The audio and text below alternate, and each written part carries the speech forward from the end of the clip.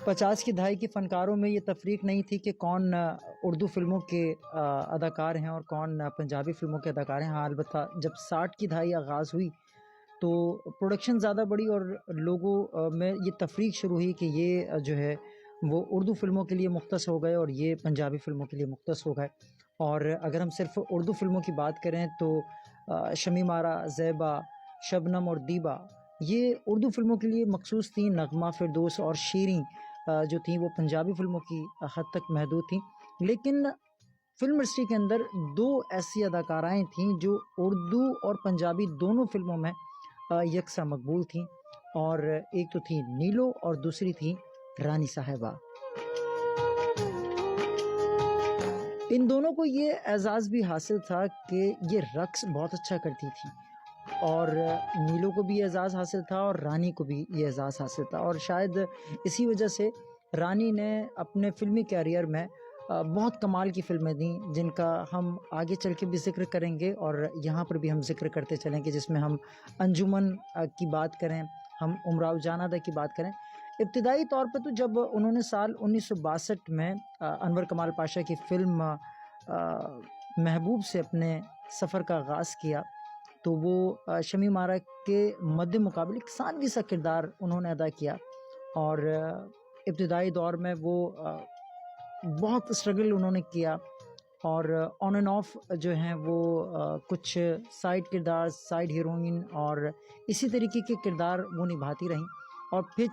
फिर जाके जो है वो कुछ फ़िल्में उनकी रिलीज़ हुई कि जहाँ वो बहुत नोटेबल होनी शुरू हुई, जिसमें हम देवर भाभी की बात करें और बहुत सारी ऐसी फ़िल्में हैं जिनका हम ज़िक्र आगे चल के करेंगे। लेकिन देवर भाभी उनके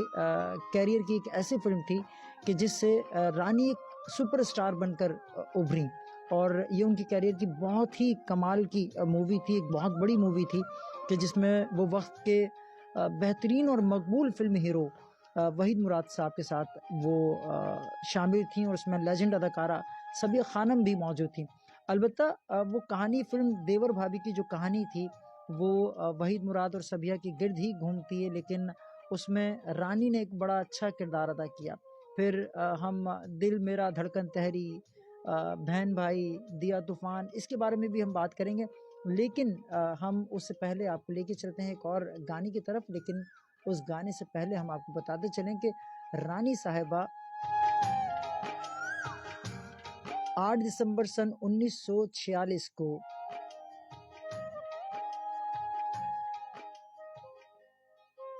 मोज़ंग लाहौर में आप पैदा हुई और मलिक मोहम्मद शफ़ी और इकबाल बेगम एक अराई फैमिली से आपका ताल्लुक़ था और आपके फ़ादर जो थे वो ड्राइवर थे। मुख्तार बेगम जो उस वक्त की बड़ी एक सिंगर थी और आगा हसन कश्मीरी साहब वेल नोन उर्दू ड्रामेटिक और मुख्तार बेगम, तो यहीं से जो है वो फिर सिलसिला और जैसे कि मैंने आपको बताया कि साल 1962 से आपके फ़िल्मी सफ़र का आगाज़ किया और ये सिलसिला इब्तिदाई तौर पर बड़ा स्ट्रगल रहा, लेकिन उसके बाद जो है वो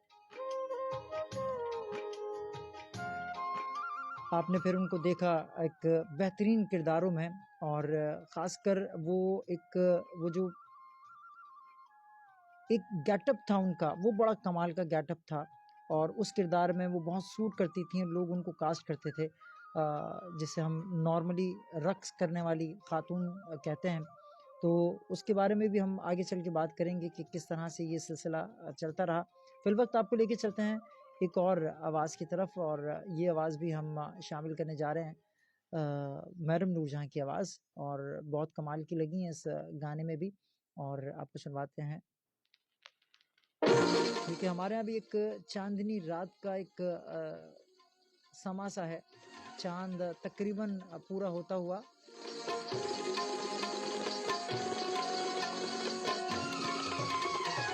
8:24 हुआ जाता है। रात के 10 बजे तक हम आपके साथ मौजूद रहेंगे। ये आर्टिस्ट ऑफ द वीक है। मेरा नाम इरशाद शहजाद है और आप सुन रहे हैं इस वक्त ZUFM 98.2। चंदा रे चंदा कुछ तू ही